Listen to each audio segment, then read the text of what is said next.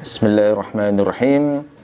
Assalamualaikum warahmatullahi wabarakatuh. Waalaikumsalam warahmatullahi wabarakatuh. Alhamdulillahirabbil alamin, wassalatu wassalamu ala sayyidil mursalin wa imamil muttaqin nabiyyina Muhammadin wa ala alihi wassahbihi wa man tabi'ahu bi ihsanin ila yaumiddin. Allahumma inna nas'aluka ilman nafi'a wa rizqan thayyiban wa amalan mutaqabbala. Rabbana zidna ilma warzuqna fahma waj'alna minas salihin.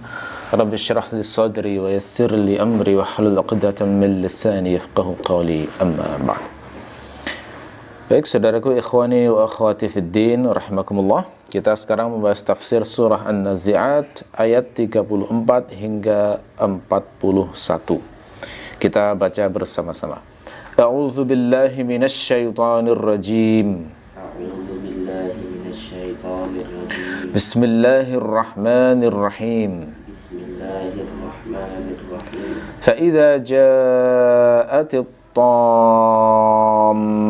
الكبرى فإذا جاءت الطامة الكبرى يوم يتذكر الإنسان ما سعى يوم يتذكر الإنسان ما سعى وبرزت الجحيم لمن يرى وبرزت الجحيم لمن يرى فأما من طغى فأما من طغى وآثر الحياة الدنيا وآثر الحياة الدنيا فإن الجحيم هي المأوى فإن الجحيم هي المأوى وأما من خاف مقام ربه ونهى النفس عن الهوى وأما من خاف مقام ربه ونهى النفس عن الهوى فإن الجنة هي المأوى. فإن الجنة هي المأوى.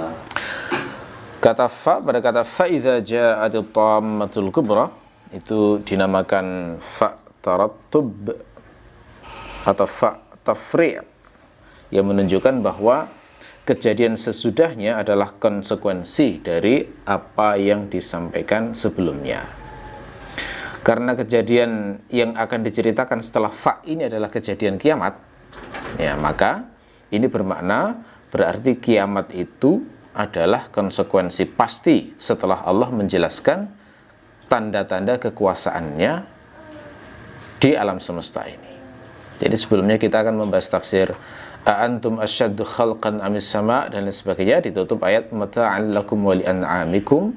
Itu kan untuk menunjukkan kekuasaan Allah yang sangat hebat sekaligus menjadi nikmat bagi hamba-hambanya. Maka konsekuensinya kalau Allah itu sanggup melakukan hal-hal yang besar seperti itu, maka hal yang lebih remeh yakni menghidupkan manusia tentu lebih sanggup, yang mana aktivitas kebangkitan itu diawali dengan kejadian kehancuran alam semesta yang dinamakan dengan hari kiamat itu. Ya. Adapun idza di situ maknanya adalah ketika, yang dalam istilah nahwu dinamakan dzarf yang bermakna mustaqbal. Jadi dzarf keterangan waktu yang bermakna mustaqbal. Ya, ini kejadian yang akan datang. Ya. Oleh karena itu ketika dzarf ini diletakkan sebelum fi'il madhi seperti dalam ayat ini, ja'at itu kan fi'il madhi ya. Karena fi'il mudhari'nya yaji'u. Maka fi'il madhi tersebut itu diubah keterangan waktunya menjadi bermakna istiqbal. Karena hukum asalnya fi'il madhi itu kan untuk makna istiqbal, mustaqbal, bermakna yang akan datang. Hukum asal fi'il madhi itu adalah untuk bermakna sesuatu yang telah terjadi. Ya, tetapi ketika fi'il madhi ini didahului idza, maka jadi madhinya itu bermakna yang akan datang. Ya, ini ketika nanti yang akan datang, itu ya. Ya, akan terjadi peristiwa ja'at at-tammatul kubra itu. Kenapa di sini pakai kata fi'il madhi ja'at bukan yaji'u? Kenapa bukan fa'idza taji'ut tammatul kubra misalnya? Padahal kiamat kan nanti itu yang akan terjadi. Ya, jawabannya adalah memakai fi'il madhi untuk menunjukkan tahakkuk, pasti akan terjadi. Keyakinan, ketegasan bahwa itu tidak ada keraguan lagi. Karena itulah akad yang membutuhkan kepastian untuk keabsahannya itu pakai fi'il madhi. Misalnya akad nikah. Akad nikah itu lafadznya adalah ankahtuka wa zawwajtuka. Aku nikahkan kamu. Padahal kejadiannya kan sedang menikahkan. Orang yang menikahkan itu kan kejadiannya adalah, peristiwanya adalah sedang, bukan telah. Sementara makna ankahtuka wa zawwajtuka itu adalah saya telah menikahkanmu. Nah, itu yang dimaksudkan adalah saya benar-benar saat ini secara pasti tidak ada keraguan menikahkanmu. Nah, karena kalau pakai fi'il mudhari misalnya unkihuka atau uzawwijuka, itu bisa bermakna saya akan menikahkan, sehingga belum pasti, belum ada akad akhirnya, gitu ya. Ini juga menjelaskan kasus-kasus misalnya talak. Beberapa kali saya mendapatkan beberapa pertanyaan laki-laki yang mengucapkan kalimat-kalimat talak tapi agak meragukan apakah itu talak apa tidak. Ini yang bertanya sering ibu-ibu sih ke saya. Ya, ini bagaimana hukumnya ketika seorang suami itu mengatakan gimana kita cerai saja, itu apakah jatuh talak? Nah, jawabannya adalah belum, karena itu tawaran, bukan ucapan talak. Jadi kalau masih tawaran atau rencana, misalnya ini kayaknya kalau kita pisah-pisahan atau cerai lebih enak deh, kayaknya ada kata semacam itu, berarti belum ada ketegasan untuk mentalak. Ada beberapa laki-laki yang bilang seperti itu, yang membuat ragu istrinya status pernikahan itu sah apa tidak. Jadi saya jelaskan begitu, bedakan antara rencana mentalak dengan kata-kata yang sudah mentalak. Kalau sudah bilang sudah kita cerai, tegas, itu berarti sudah jatuh talak. Ya, kamu bukan istriku lagi. Nah, itu juga ucapan yang menegaskan bahwa dirinya sudah tidak ingin ada hubungan suami istri dengan sang istri, gitu ya. Itu idza. Adapun ja'at itu dari kata ja'a bermakna datang. Ya, maksudnya di sini adalah husul atau wuku', terjadi. Ya. Jadi ini berarti menggunakan ja'a dengan makna majasi. Aslinya ja'a itu kan datang, bayangkan seperti orang datang begitu. Manusia datang dari suatu tempat, datang ke suatu tujuan. Ya. Kenapa kok pakai kata ja'a, pakai makna majasi semacam ini? Ya, karena sesuatu jika ditunda sampai waktu tertentu, ya, dan jika sudah tiba waktu, maka kemudian dia sesuatu tersebut terjadi, itu diserupakan dengan orang yang datang menuju ke satu tujuan. Itu aspek kesamaannya di situ, sehingga memakai lafadz ja'a. Adapun tammatul kubra, at-tammah itu dari kata tammah. Tammah itu termasuk fi'il mudha'af. Fi'il mudha'af yang di sini jenis katanya adalah isim fa'il. Isim fa'il itu kan apa itu namanya? Wazannya fa'ilun. Isim fa'il itu wazannya fa'ilun. Jadi misalnya kata doroba, isim fa'ilnya adalah doribun. Tapi kalau asal katanya adalah fi'il mudha'af, maka ada sedikit modifikasi. Modifikasinya adalah dengan idgham, digabungkan huruf kembarnya itu. Contoh misalnya kata rodada. Rodada itu kan bentuk finalnya kan jadi rodda. Rodda itu aslinya rodada. Kalau diubah jadi isim fa'il menjadi rodidun, gitu ya. Tapi kita nggak akan pernah menemukan dalam teks rodidun. Kenapa? Karena dal huruf kembalnya harus digabung. Jadi rodidun menjadi rodun, begitu. Itu isim fa'il. Sama seperti tomma di sini. Tomma aslinya tomama. Diubah ke isim fa'il menjadi tomimun. Lalu kemudian mimnya yang kembar digabung menjadi tomun, gitu ya prosesnya. Tom, jadi isim fa'il, lalu ditambah tak marbutoh yang bermakna mubalaghah. Nah, gitu ya gampangannya. Saya membuat perumpamaan misalnya dari kata doroba. Doroba itu memukul, doribun yang memukul. Ditambah tak marbutoh, doribatun yang bermakna mubalaghah, berarti yang memiliki daya memukul dahsyat. Nah, kira-kira begitu. Itu kalau tak marbutohnya bermakna mubalaghah ya. Karena tak marbutoh bisa bermakna mubalaghah, bisa bermakna muannas, bisa banyak maknanya.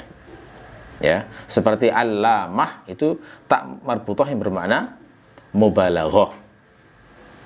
Sehingga terjemahnya adalah orang yang sangat berilmu, bukan ulama wanita, bukan. Allamah itu bukan ulama wanita, tapi orang yang sangat berilmu. Termasuk mu'jizah. Mu'jizah itu tak marbutohnya mubalaghah. Dari kata mu'jiz. Mu'jiz itu yang membuat lemah. Mu'jizatun yang memiliki daya membuat lemah dahsyat luar biasa, sehingga tidak ada satupun makhluk yang sanggup menirunya. Nah, itu konsep dari analisis makna mu'jizah itu seperti itu. Nah, sekali lagi, tomah isim fa'il dari kata tomah.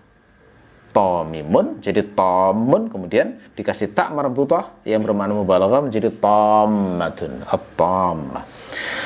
Pertanyaan besarnya, apa makna tomama atau tomma itu? Gitu ya. Jawabannya adalah tomma itu bermakna mengerahkan segala tenaga secara maksimal saat berlari. Jadi kalau misalnya orang Arab mengatakan tommal farsu tomiman, itu maknanya adalah istafragha juhdahu fil jaryi. Tommal farasu, nah, itu bermakna kuda tersebut mengerahkan tenaganya secara maksimal saat berlari. Itu makna bahasanya.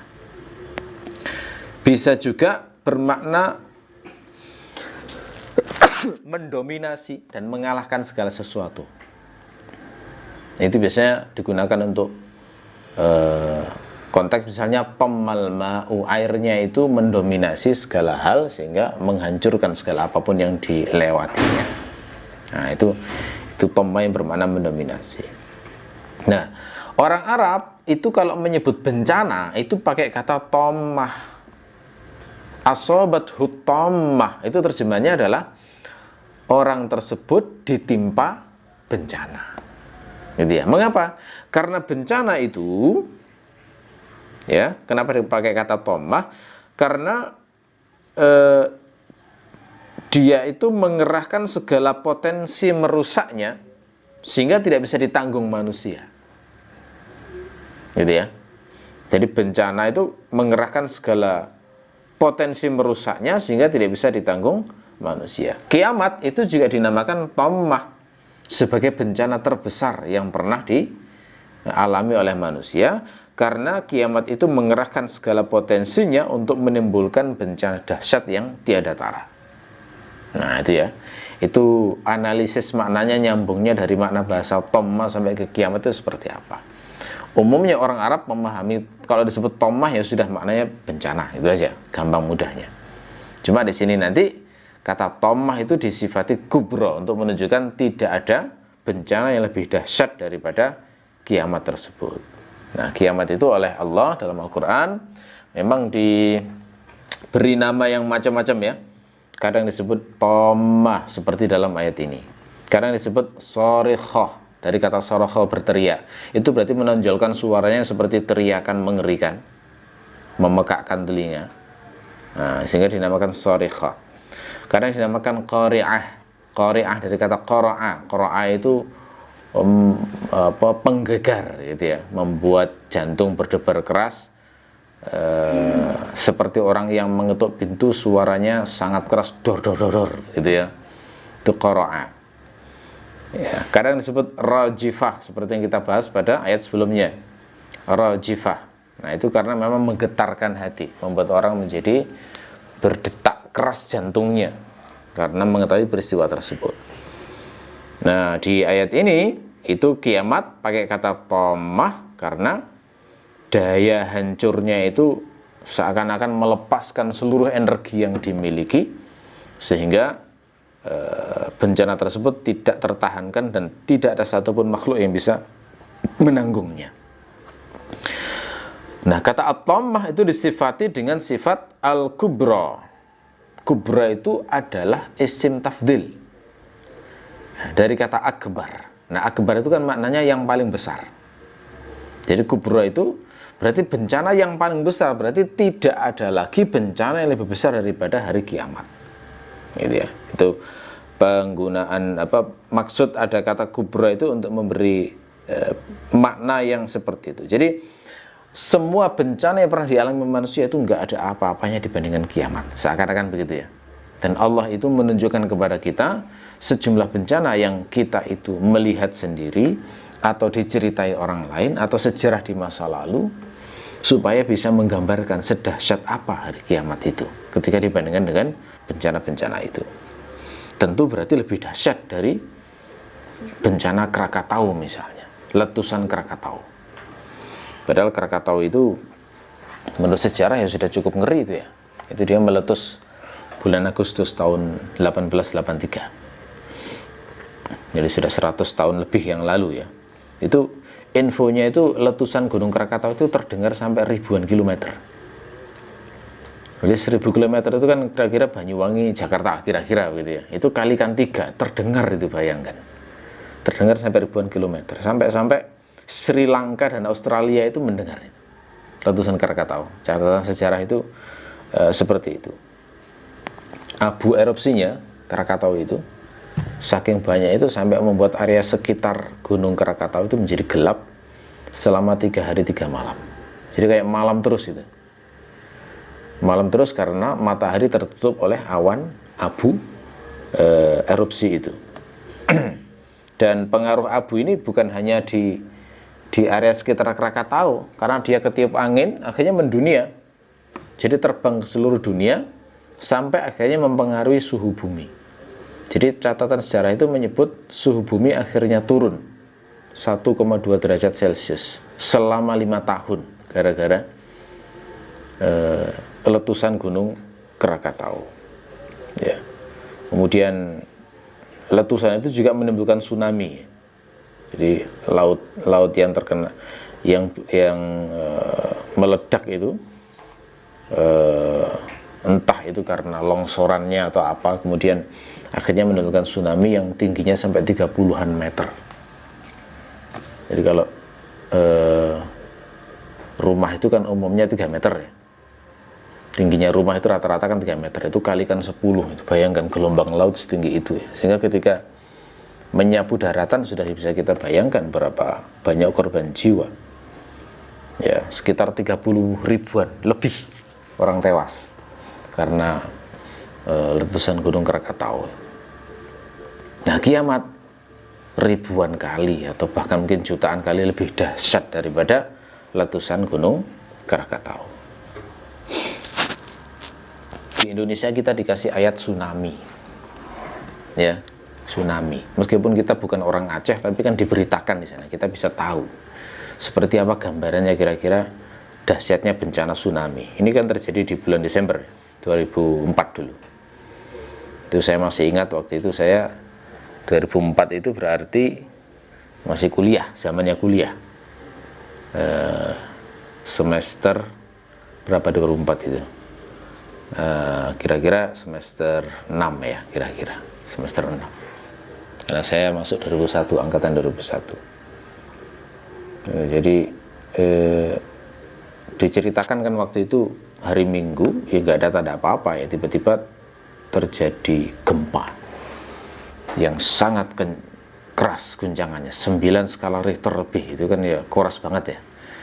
Yang kita sudah pernah merasakan mungkin beberapa kali di daerah Malang mungkin 5 skalanya, yang beberapa kali. Nah itu coba bayangkan, naik satu aja itu kan sudah kalau nggak salah 100 kali ya lebih keras daripada guncangan, naik 1 skala itu. Nah, kalau berarti naik 2 skala kan berarti 200 kali, sekarang 9 itu, bayangkan. Itu kan mirip dengan gempa yang menghancurkan di Amerika Latin itu. Bencana terdahsyat, yang gempa terdahsyat itu kan tercatat di situ di Amerika Latin, 9 skala Richter. 10 menit ya gempanya itu di Aceh itu. Ya bayangkan kayak apa itu, goncangan terus selama 10 menit itu sudah bangunan itu kan bisa hancur. Dengan gempa itu saja sudah bisa kita bayangkan kira-kira berapa banyak bangunan yang hancur itu ya. Kita kan nggak pernah lama ya, Kalau gempa di sini itu nggak pernah lama. 1 menit aja sudah ngeri itu ya kalau jadi gempa. Ini 10 menit ya. 10 menit itu kira-kira 2 kali lagu ya, sampai habisnya. Baru selesai, ya kan? Nah, air naiknya yang air laut yang naik itu lebih tinggi daripada yang Krakatau tadi. Kalau Krakatau kan sekitar 30 meter, 35 lah kira-kira. Nah, ini rentangnya 30 sampai 50 meter ke atas. Ya luar biasa itu. Terus kecepatannya menyapu daratan itu 100 meter per detik. Jadi kalau lari aja nggak nutut itu sudah. Per detik 100 meter hus, gitu ya. 10 detik sudah 1 kilo menyapu daratan. Naik sepeda aja kalau kondisi macet ya nggak bisa, nggak nutut ya. Ya pasti kena itu. Nah kalau mobilnya ngebut itu baru mungkin bisa nutut, nggak kena itu di daratan ya. Jadi bisa bayangkan itu bagaimana setelah disapu tsunami itu listrik semuanya padam, bangunan-bangunan jadi hancur, mayat bergelimpangan. Korbannya kan 200.000 lebih ya, tewas itu gara-gara tsunami. Sekarang bayangkan kiamat itu ribuan mungkin jutaan kali lebih dahsyat daripada tsunami ya. Di catatan sejarah ada juga bencana mengerikan yang dinamakan letusan gunung Vesuvius yang di Pompei itu ya, Italia. Itu juga kalau lihat ceritanya yang ngeri juga itu, letusan gunung itu tahun 79 Masehi ya. Beberapa puluh tahun setelah Nabi Isa diangkat oleh Allah di Italia. Ya, itu informasinya letusan gunung Vesuvius itu menimbulkan gelombang panas yang suhunya antara 400 sampai 500 derajat Celcius. Itu suhu yang diyakini bisa mendidihkan darah manusia dan otak manusia. Jadi kalau kena manusia itu darahnya mendidih, otaknya mendidih. Ya. Terus yang buat mati penduduknya Pompei itu apa? Ternyata yang buat mati menurut penelitian arkeologi itu adalah gasnya, abu dan gasnya itu. Jadi mereka nggak bisa lari ya, karena hujan abu, hujan batu dan sebagainya. Terus gak nutut, mereka milih bersembunyi di gedung-gedung, di rumah-rumah mereka yang terbuat dari bangunan-bangunan raksasa itu. Tapi mereka nggak selamat dari gasnya, gas beracun sama abunya itu, sehingga sesak. Meninggalnya adalah karena sesak itu, sesak napas itu, ya. Lalu kemudian abu vulkaniknya itu kemudian menjadi lumpur dan kemudian menggenangi kota, ya. Jadi dari ledakan itu infonya kan ledakan sampai membunuh penduduk kota itu ternyata nggak lama, hanya 15 menit itu sampai kemudian tewas seluruh penduduk kota karena nggak bisa bernapas karena gas sama abunya itu. Nah, setelah mereka mati lalu kemudian dibanjiri lumpur yang tingginya sekitar 20 meter ya. 20 meter itu berarti rumah kali sekitar 7 kali rumah ya tingginya kira-kira. Dan lumpur itulah yang membuat akhirnya mengeras tubuh mereka. Jadi ketika kayak membatu begitu ya, mengeras sehingga menjebak tubuh mereka sehingga tidak bisa dimasuki oksigen. Karena nggak ada oksigen maka nggak ada organisme yang bisa menghancurkan mereka. Terawetkanlah sampai hari ini, gitu loh. Ceritanya begitu prosesnya, sehingga ditemukan ada yang macam-macam kondisinya. Ada yang sambil memeluk anak, ada yang sambil berlutut, bahkan ada yang sambil berzina. Itu kondisinya adalah yaitu karena saking cepatnya ya 15 menit itu sesak, nggak bisa, tewas sudah dalam kondisi masing-masing itu. Jadi hancur sudah kota Pompei. Dan bayangkan kiamat yang ribuan atau jutaan kali lebih dahsyat daripada letusan gunung yang ada di Pompei ini. Tapi di negeri kita juga ada letusan yang dianggap terbesar dalam sejarah manusia. Apa itu? Ya ini letusan Gunung Tambora di Sumbawa ya, Gunung Tambora itu meletus di bulan April 1815, jadi abad ke-19 ya, bukan yang lama, masih lama, jadi masih terhitung baru tanda kutip ya. Itu penjelasan saintisnya itu adalah abu yang dimuntahkan dari Gunung Tambora itu sebanyak 150 km kubik. Itu kan berarti kan kira-kira jarak antara Malang, panjangnya berarti antara Malang sampai Ngawi kira-kira. Malang Ngawi. Jadi lebih jauh dari Malang Gresik, Malang Lamongan, Malang Bojonegoro, lebih jauh lagi itu. Malang Ngawi kira-kira. Itu sekitar 150 kiloan. Panjangnya segitu, lebarnya segitu juga, terus tingginya segitu. Jadi ada kubus, bayangkan seluas itu, terus diisi abu semuanya. Nah, itulah abu yang dimuntahkan Gunung Tambora saat meletus. Ngeri banget itu ya. Jadi andaikan Malang aja kena itu terkubur sudah, pasti peradabannya habis itu sudah. Dan memang benar, akibat letusan Gunung Tambora itu 3 kerajaan hilang di Gunung Tambora itu, lenyap sudah. Penduduknya, peradabannya semuanya terkubur. Ya, ceritanya memang begitu. 150 meter kubik. Dan letusan Gunung Tambora itu menimbulkan awan panas yang suhunya 800 derajat Celcius. Sehingga melewati apapun langsung jadi arang itu. Rumah-rumah penduduk yang terbuat dari kayu itu langsung jadi arang. Manusia pun jadi arang itu, 800 derajat Celcius. Ya. Sampai jarak sekitar 600 km ke arah barat dari Gunung Tambora itu laporan sejarahnya adalah gelap selama 3 hari 3 malam karena abu tadi. Jadi mirip seperti di Krakatau. Jadi gelap 3 hari 3 malam tertutup oleh abu. Nah, laporannya sekitar 90 ribuan nyawa melayang itu setelah meledaknya Gunung Tambora. Terbentuk kawah yang luar biasa besar di sana. Ya. Nah, waktu itu kan belum ada media massa seperti sekarang, jadi hanya dari laporan-laporan saksi mata yang masih hidup, terus analisis dari ini akhirnya bisa disimpulkan dari ilmu seputar vulkanologi ya, bisa disimpulkan kesimpulan-kesimpulan seperti ini. Jadi kiamat itu jauh lebih dahsyat dari bencana-bencana yang pernah dialami oleh manusia. Sekarang kita bisa merasakan kalau disebut at-tammatul kubra, kira-kira sengeri apa dahsyatnya hari kiamat itu, ya. Sebagian mufassir memahami at-tammatul kubra itu adalah tiupan kedua. Ya. Nah, secara implisit juga ayat ini at-tammatul kubra ini secara implisit juga mengajarkan kepada kita bahwa dunia itu sifatnya sementara.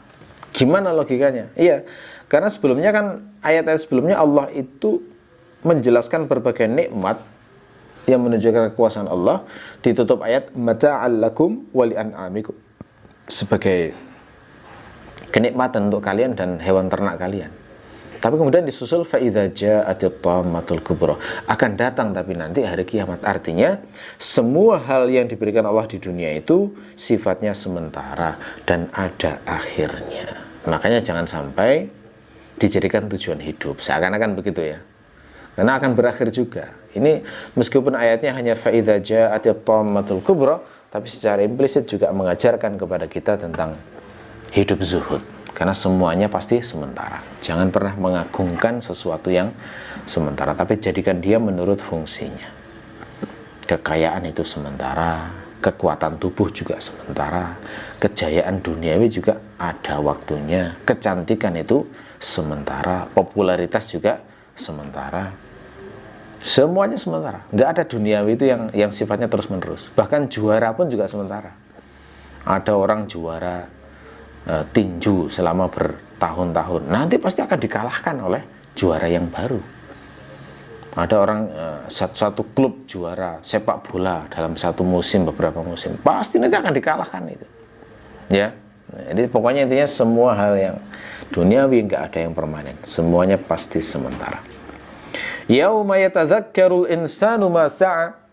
Yauma bermakna posisinya sebagai badal dari idza. Jadi badal itu konsepnya kan memperjelas mubdal minhunya. Jadi kejadian saat muncul bencana dahsyat yakni kiamat itu adalah kejadian di mana hari manusia yatadzakkaru. Nah, gitu ya. Apa yatadzakkaru maknanya?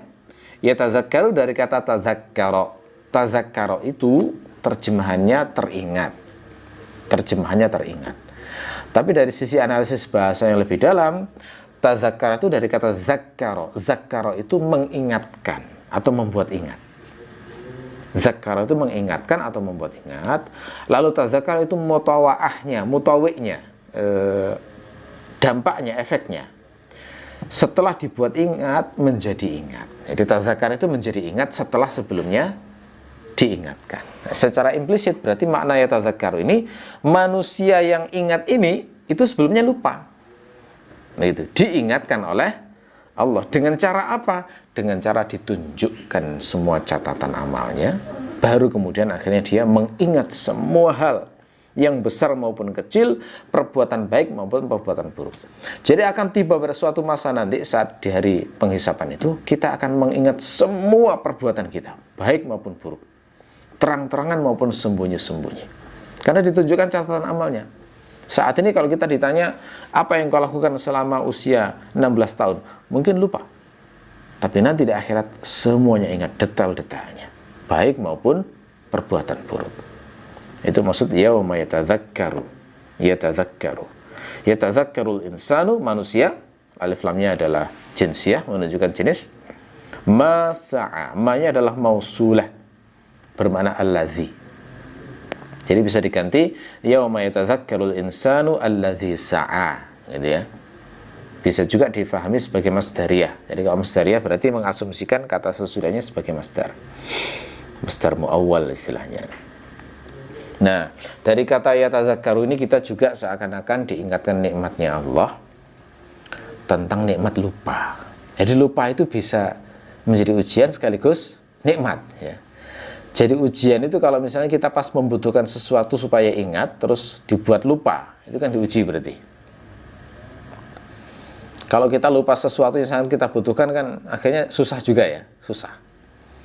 Kita pas ujian misalnya, butuh mengingat sesuatu biar lulus, ternyata lupa, nggak bisa jawab, akhirnya kan sedih tuh kalau gagal. Nah, jadi lupa bisa jadi ujian.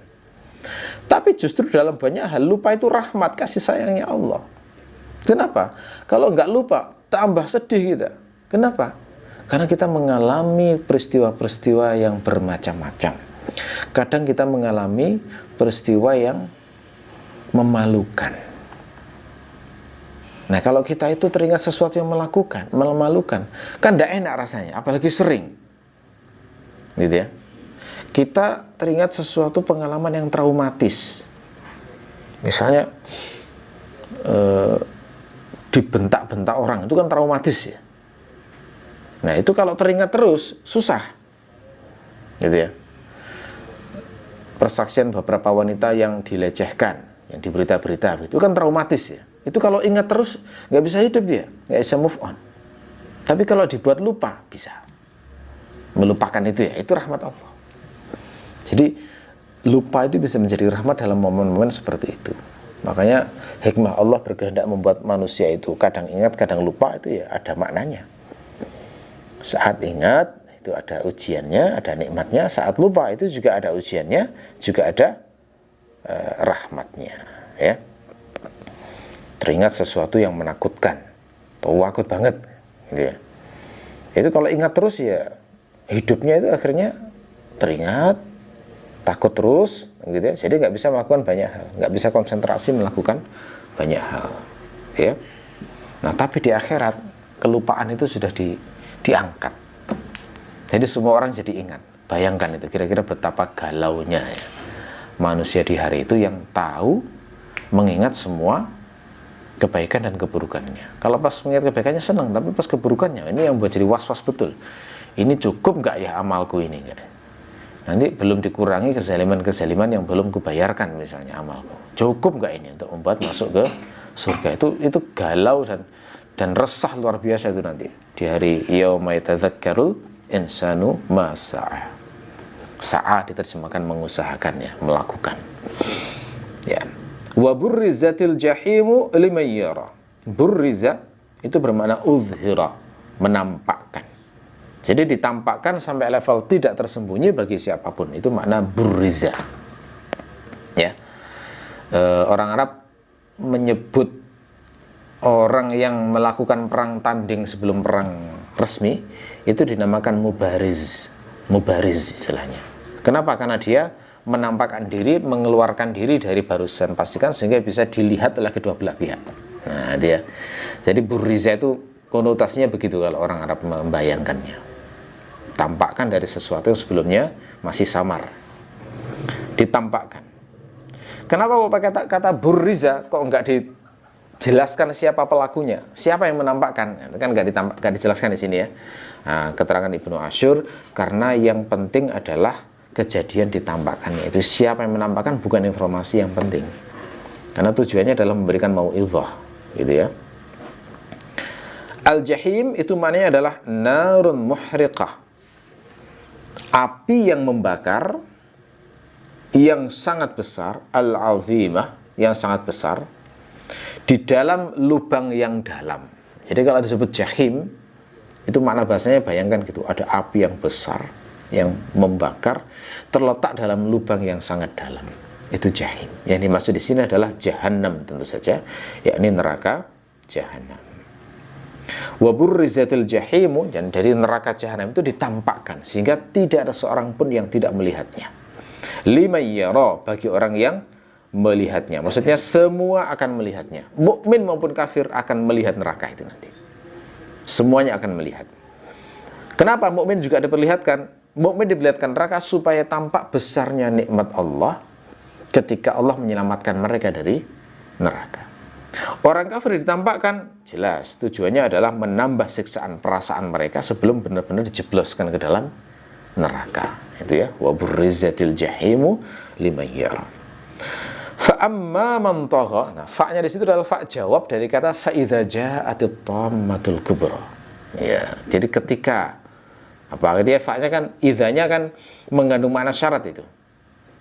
Jawab syaratnya apa? Ternyata jawab syarat di sini fa amma man tagha. Adapun ya, fa-nya jawab syarat, kemudian ada kata amma yang bermakna adapun. Fa yang menunjukkan jawab syarat itu dinamakan fa rabithah. Itu cukup sering ya kita bahas. Jadi kalau misalnya saya mengatakan idza zahabta fa zahabtu, idza zahabta fa zahabtu, itu maknanya jika kamu pergi maka saya juga akan pergi. Nah, itu kata fa zahabtu, fa-nya itu fa rabithah, fa jawab dari kata idza tadi. Ya. Amma itu dinamakan harf tafsil, untuk memerinci. Pasti ada kejadian beberapa yang akan dirinci. Adapun ini begitu biasanya. Ya. Man tagha, man itu bermakna orang, tagha itu sudah sering ya kita bahas sebelumnya.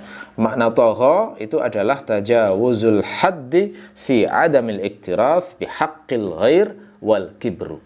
Melampaui batas dalam hal tidak peduli hak orang lain dan keangkuhan atau kesombongan. Ya, jadi orang yang tagha itu berarti orang yang melampaui batas, tidak peduli terhadap hak Allah maupun hak manusia, melampaui batas dalam hal kekufuran dan maksiat. Kalau didasarkan pada ayat sesudahnya, berarti cirinya tagha itu adalah mereka yang tidak pernah memiliki sifat takut kepada Allah dan cirinya suka menuruti hawa nafsu. Nah, itu nanti kita bahas sebelumnya, sesudahnya ya. Itu tagha. Ya. Kata tagha ini nanti didahulukan daripada asarul hayatad dunya. Kenapa? Karena sifat tughyan itu adalah di antara sebab terbesar membuat orang itu cinta dunia. Sehingga Allah menyebut sifat tercela ini pertama kali, baru kemudian sifat tercela berikutnya dicela di ayat sesudahnya wa asarul hayatad dunya. Jadi kalau orang itu sudah memang nggak pernah peduli hak orang lain, berarti kan pedulinya pada dirinya sendiri tuh. Fokus pada kesenangan dirinya sendiri, tidak peka dengan hak orang lain, dan sombong. Nah, yang semacam ini pasti akan cinta dunia orang kayak begini. Mencintai dirinya sendiri melebihi siapapun, mencintai dunia melebihi apapun. Wa asaral hayatad dunya. Kata asara itu maknanya adalah tafdhil, mengutamakan salah satu dari dua pilihan di saat tidak menggabungkan di saat tidak mungkin menggabungkan dua hal tersebut. Itu namanya asara. Jadi kalau masih bisa mengkompromikan, nggak bisa disebut asara. Begitu sudah harus memilih salah satu, maka disebut asara.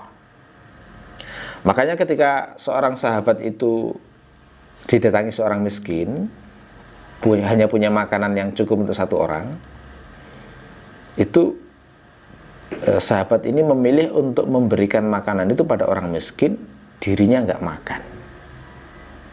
Biar nggak ketahuan kalau nggak makan, lampunya dimatikan, terus pura-pura mengecap. Pura-pura ikut makan, padahal nggak makan. Yang makan cuma tamunya saja. Nah, ini dinamakan asaro. Kenapa? Karena mengutamakan pada dua kondisi yang tidak mungkin dikompromikan. Kalau kompromi kan sama-sama makan. Tapi di sini nggak mungkin sama-sama makan, karena makanannya hanya cukup untuk satu orang. Gitu ya. Sehingga disebut asaro. Makanya di Quran disebut wa yu'thiruna ala anfusihim walau kana bihim khasasah. Mereka mengutamakan orang fakir, tamunya yang fakir tadi, daripada diri mereka sendiri, meskipun mereka sendiri butuh. Mereka sendiri itu punya kefakiran, kemiskinan. Jadi konsep asara itu begitu ya, mengutamakan salah satu dari dua pilihan di saat tidak mungkin menggabungkan dua pilihan tersebut. Ya. Yang diutamakan apa di sini? Al-hayatad dunya, kehidupan dunia. Yang dikalahkan siapa? Yang dikalahkan adalah al-hayatul akhirah. Gitu ya. Kehidupan akhirat. Jadi cirinya orang sengsara di sini adalah mengutamakan kehidupan dunia daripada kehidupan akhirat. Ya, contoh asarul hayatad dunya kalau di zaman Nabi itu adalah tokoh-tokoh politik yang mengingkari Nabi, nggak mau beriman. Dari sisi mananya? Mereka itu asarul hayatad dunya. Mereka itu punya dilema. Sebenarnya secara rasional, secara pertimbangan akal yang jujur, secara objektif, mereka itu tahu seruan Nabi Muhammad itu benar. Rasulullah itu jujur, amanah. Nggak ada alasan untuk menolak, sudah susah banget. Dan bukti-bukti bahwa beliau itu Rasulullah itu bertebaran banyak. Cuma mereka itu bimbang, kalau aku mengikuti Muhammad, maka hilanglah pengaruh politikku. Aku menjadi tidak punya pengaruh politik lagi. Aku harus jadi pengikutnya Muhammad, gitu loh ya. Nah, itulah yang makna asarul hayatad dunya. Ada dua pilihan yang nggak mungkin digabungkan. Kan nggak mungkin beriman pada Nabi sekaligus mempertahankan dirinya sebagai pemimpin, minta ditaati, bahkan Rasul minta Rasul menaatinya, nggak mungkin. Nah, itu contoh orang yang asarul hayatad dunya daripada al hayatal akhirah. Termasuk Abdullah bin Ubay, pemimpinnya yang sempat mau diangkat jadi raja di Madinah, itu kan sama dia. Dia sudah pengaruhnya besar, orangnya fasih, pintar ngomong, sudah mau diangkat jadi raja. Rasulullah datang, akhirnya berubah, yang diangkat jadi pemimpin Rasulullah. Tersingkirkan Abdullah bin Ubay itu. Akhirnya dendam, milih jadi munafik, begitu itu kepada Nabi, ya. Jadi itu masuk asarul hayatad dunya. Nah, ayat ini secara implisit mengajarkan kepada kita bahwa hakikat dunia itu memang nggak mungkin disatukan dengan akhirat. Nggak mungkin itu. Makanya sebagian ulama itu menjelaskan bahwa dunia dan akhirat itu mirip timur dan barat. Kalau engkau berjalan ke arah timur, maka engkau akan semakin jauh dari yang barat. Kalau engkau berjalan ke arah barat, maka engkau akan semakin jauh dari yang timur. Jadi keliru orang mengatakan, ya kalau bisa ya dua-duanya kenalah, gitu ya. Kalau bisa ya dunianya kaya raya, sukses, bahagia terus menerus, akhiratnya masuk surga. Tidak seperti itu dunia, ya. Hakikatnya nggak demikian. Allah itu menguji itu bisa dikasih dunia, bisa dikasih tidak. Jadi bukan sesuatu yang pasti untuk mendapatkan begitu. Perumpamaan yang lain yang dipakai para ulama itu untuk menggambarkan dunia dan akhirat itu adalah seperti lelaki yang menikahi dua wanita. Kalau sayang ke salah satu, pasti yang lain jadi cemburu, marah. Jadi orang kalau lebih sayang akhirat, maka yang dunia itu akan tidak rela. Kalau orang lebih sayang dunia, maka akhiratnya juga tidak akan rela. Gitu. Jadi memang dalam momen-momen tertentu itu orang memang harus milih begitu. Mana yang diutamakan, gitu ya. Contoh misalnya jam 4 pagi tubuh itu menuntut supaya tidur karena nikmat, ya. Sementara kehidupan akhirat itu memerintahkan supaya bangun, mengutamakan ridho Allah. Ini kan gimana cara ngompromikannya? Kan nggak mungkin. Harus diutamakan salah satu. Kalau orang milih urusan duniawi, ya tidur aja lah, nikmat. Itu contoh orang yang asarul hayatad dunya, yang nanti ke neraka itu. Tapi kalau orang itu memilih akhirat, bangun dipaksa, mengalahkan kenikmatan duniawinya. Nah itu ya. Itu maksud asaro begitu, karena harus memilih, tidak mungkin tidak.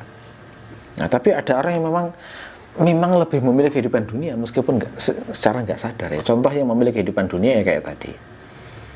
Nah, mestinya beribadah pada Allah, lebih mengutamakan kenikmatan hawa nafsunya.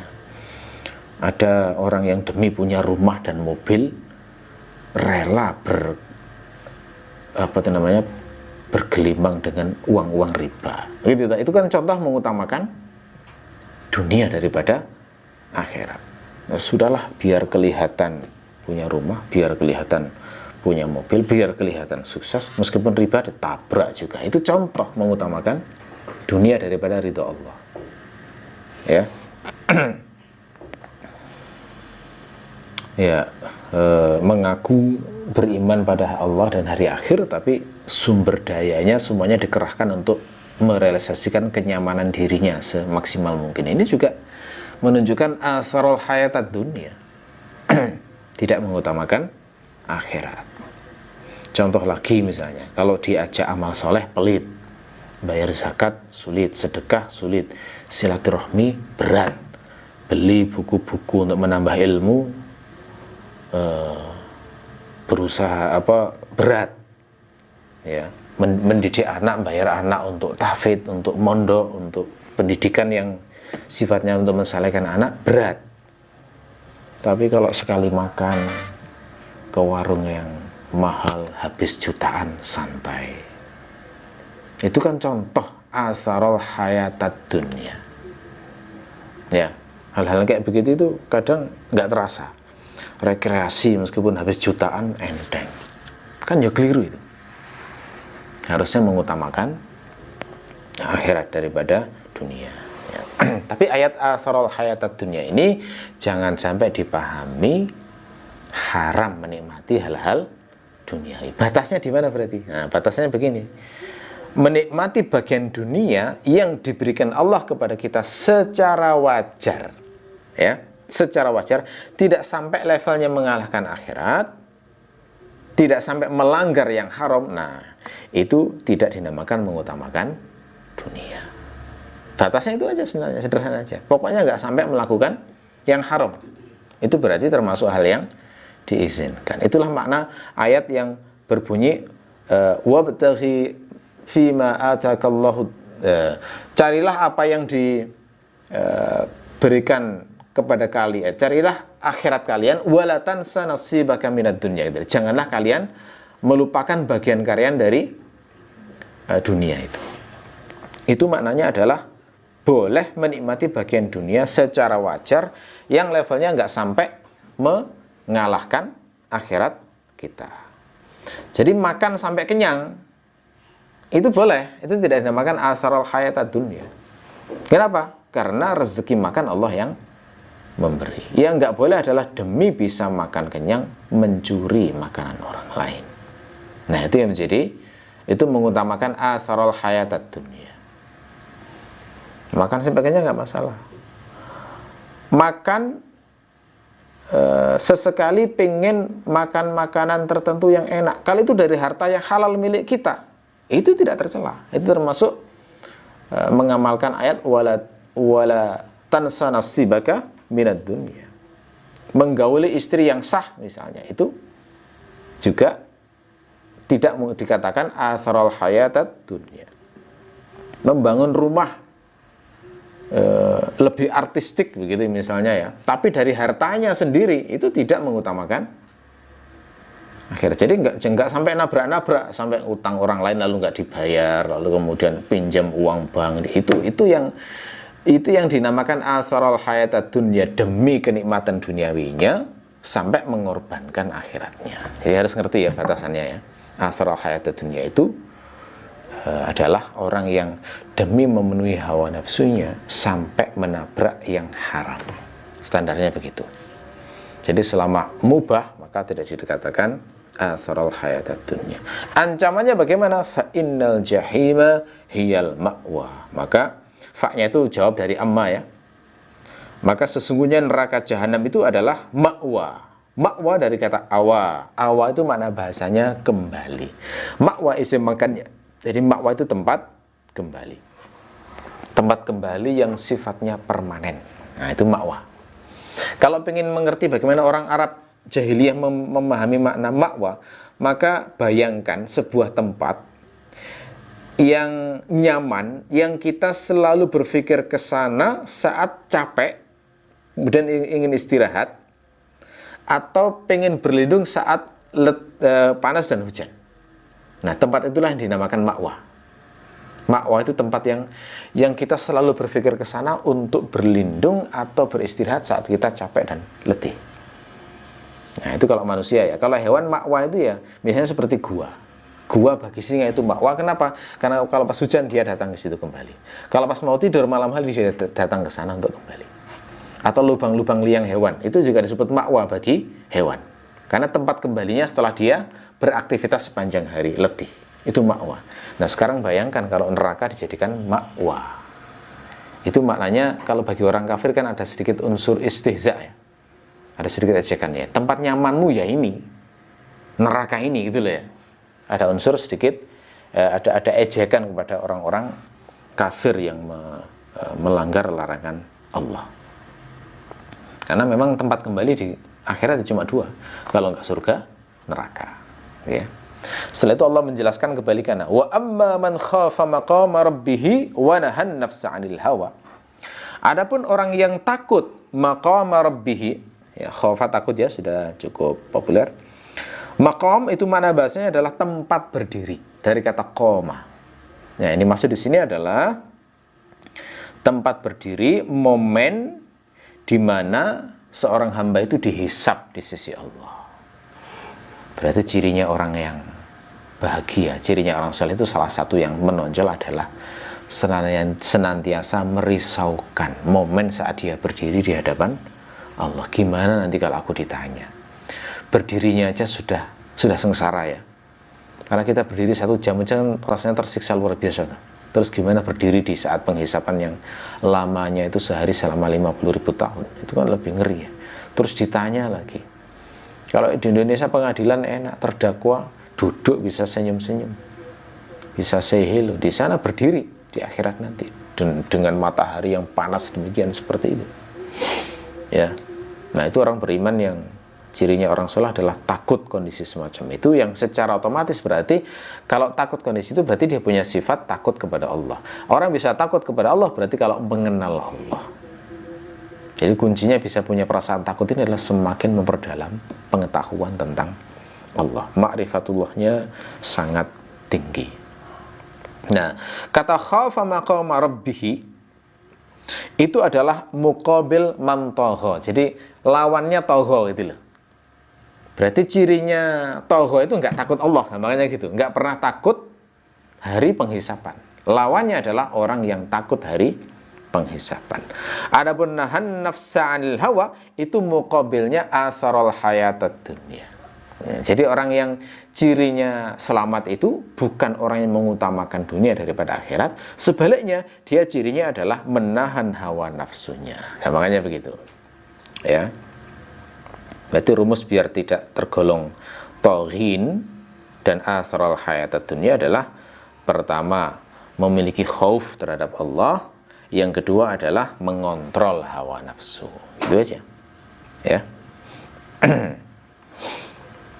Makna an-nafs itu adalah an-nafsul ammarah bisu. Jadi jiwa yang senantiasa memerintahkan keburukan. Jadi tidak semua nafas ya, karena nafas itu ada yang lawamah, yang selalu mencela saat kita itu melakukan kesalahan-kesalahan. Kan kadang-kadang kita itu kalau melakukan kesalahan, apa dosa atau maksiat, kadang-kadang kita menyesal kemudian sering mencaci diri kita sendiri. Kok bodoh sekali sih kamu itu. Kenapa melakukan seperti itu? Nah, itu di Quran disebut an-nafsil lawamah, jiwa yang senantiasa mencaci. Ada pula an-nafs mutmainnah, yang tenang. Jiwa yang sudah bisa mengontrol hawa nafsunya yang buruk, dibuat untuk menaati Allah, jadinya tenang. Ya ayyatuhan nafsul mutmainnah gitu. Nah, di sini karena konteksnya buruk, maka yang dimaksud adalah yang seperti disebut Nabi Yusuf, innan nafsa la'ammaratun bisu. Berarti yang dimaksud adalah nafas yang al-ammarah bisu. Jiwa yang nafsu yang memerintahkan, banyak memerintahkan keburukan. Ya. Al-hawa di situ itu masdar dari kata hawa yang bermakna menginginkan. Jadi hawa itu sesuatu yang diinginkan. Ini contoh lagi masdar bermakna maf'ul. Seperti kata raddun yang bermakna mardud, gitu ya. Nah, kalau hawa itu secara bahasa sebenarnya netral. Apapun yang diinginkan manusia disebut hawa. Cuma kalau dalam dalil itu mayoritas digunakan untuk yang buruk. Disebut hawa itu untuk hal yang buruk. Makanya diterjemahkan hawa nafsu. Meskipun hawa nafsu itu ada yang positif, misalnya seperti keinginan terhadap suami atau istri yang halal. Nah, itu malah berpahala. Tapi kalau disebut hawa itu biasanya adalah nafsu yang buruk dalam dalil, kecuali ada qarinah yang memberikan penjelasan. Ya. Nah, secara implisit ayat ini seakan-akan mengajari kepada kita saat mendidik ya.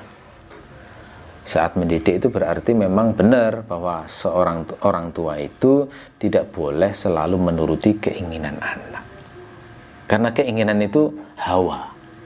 Itu bisa baik bisa membinasakan. Harus dikendalikan. Tidak selalu keinginan anak itu dituruti. Lebih-lebih jika keinginan anak tersebut merugikan orang lain. Itu harus benar-benar dicegah. Jangan sampai keinginan anak itu mengganggu orang lain terus kita turuti. Itu pendidikan yang sangat buruk. Ya, makanya seperti contoh kemarin ya, seorang anak yang nangis pengen naik mobil tetangga, itu kan ganggu orang kayak gitu.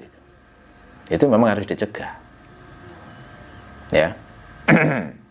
Mengganggu orang lain atau membahayakan perkembangan karakternya, itu juga ini. Jadi tidak dikekang 100%, tapi juga tidak diloskan 100%. Harus bijaksana, kapan dituruti, kapan tidak. Juga seimbangan itu yang membuat anak itu menjadi bijaksana nantinya. Oh, saya berarti harus bisa sabar ketika keinginan ini tidak tercapai. Gitu ya. Oh, saya harus bisa bersyukur saat keinginan ini tercapai. Karena nafas itu kayak begitu, hawa itu kayak gitu. Di Quran ini juga dijelaskan bahwa ada hawa yang harus ditahan, harus dikendalikan berarti. Jadi kita sendiri harus begitu mengendalikan hawa nafsu. Hamba-hamba Allah yang dititipkan pada kita berupa anak itu juga harus dididik demikian. Dikendalikan juga hawa nafsunya. Bukan sayang yang benar ketika semua keinginan anak dituruti. Itu ya. Fa innal jannata hiyal ma'wa. Yang punya sifat takut pada Allah serta menahan hawa nafsu ini, maka surgalah nanti akan menjadi tempat kembalinya dia. Jadi intinya ringkasannya jawab dari fa'idha ja'at gitu ya. Ringkasan dari jawab dari fa'idha ja'at at-tam dan sebagainya itu adalah al-asi, orang yang bermaksiat masuk neraka, sementara al-muti', yakni orang yang taat itu masuk surga. Intinya begitu ya, segmen dari ayat ini. Baik, saya kira itu untuk kajian pagi ini. Kita akhiri, subhanakallahumma wa bihamdika asyhadu an la ilaha illa anta astaghfiruka wa atubu ilaik. Assalamualaikum warahmatullahi wabarakatuh.